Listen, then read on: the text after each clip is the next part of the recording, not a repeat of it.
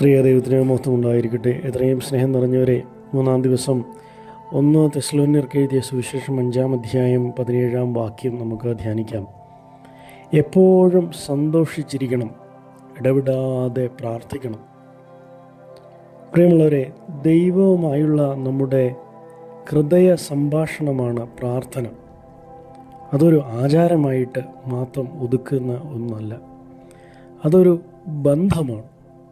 നമ്മുടെ ഏറ്റവും അടുത്ത സുഹൃത്തിനോട് നാം ആഴ്ചയിൽ ഒരിക്കൽ മാത്രം സംസാരിച്ചാൽ ആ സൗഹൃദത്തിന് എത്രമാത്രം വളർച്ചയും ആ സൗഹൃദത്തിൻ്റെ ആഴവും ഉണ്ടാകുമെന്ന് നമുക്കറിയാം. അതുപോലെ ഇടയ്ക്കിടെ പ്രാർത്ഥിച്ചാൽ ദൈവവുമായിട്ടുള്ള നമ്മുടെ ബന്ധം ദുർബലമാകുന്നു. തൻ്റെ തിരക്കേറിയ ശുശ്രൂഷയിടയിലും യേശു തമ്പുരാൻ പലപ്പോഴും പ്രാർത്ഥിക്കുവാനായിട്ട് പിൻവാങ്ങിപ്പോകുന്നത് നമുക്ക് കാണുവാനായിട്ട് സാധിക്കും. ലൂക്കോസിലെ സുവിശേഷം 5-ാം അധ്യായം 16-ാം വാക്യത്തിലൊക്കെയും അത് നമുക്ക് കാണുവാനായിട്ട് സാധിക്കുന്ന കാര്യങ്ങളാണ്. ഇന്ന് നമുക്ക് ദൈവത്തോട് സംസാരിക്കുവാനായിട്ടുള്ള ഒരു നിമിഷം നാം മാറ്റിവെക്കാറുണ്ടോ? നമ്മുടെ ഹൃദയത്തിൽ നിന്ന് നമുക്ക് ദൈവത്തോട് പറയുവാനായിട്ടുള്ള കാര്യങ്ങൾ നമുക്ക് മനഃപൂർവ്വമായിട്ട് ആ സംസാരിക്കുന്ന നിമിഷങ്ങൾ നമുക്ക് കണ്ടെത്താം.